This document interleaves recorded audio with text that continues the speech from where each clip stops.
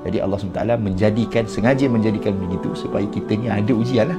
Kalau tak, di mana ujiannya? Kenapa Allah SWT tak suruh kita pegang dengan Al-Quran saja? Jawapan dia sebenarnya panjang, tapi untuk memudahkan jawapan dia, mudah saja. Mudah saja. Supaya menjadi satu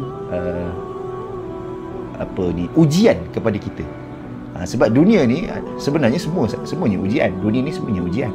Allah Subhanahu Wa Taala menurunkan Nabi mengutuskan Nabi sallallahu alaihi wasallam sebagai pemberi tunjuk ajar, pemberi tahu apa tujuan kita ada dekat dunia ni.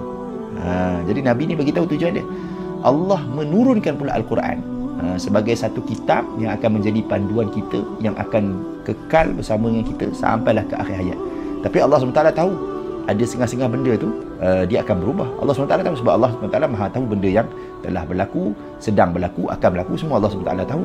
Jadi Allah SWT tahu yang dunia ini dia akan berubah. Dunia ini akan berubah. Jadi Allah SWT sengaja menjadikan begitu supaya kita ni ada ujian lah. Kalau tak, di mana ujiannya? Di mana ujiannya?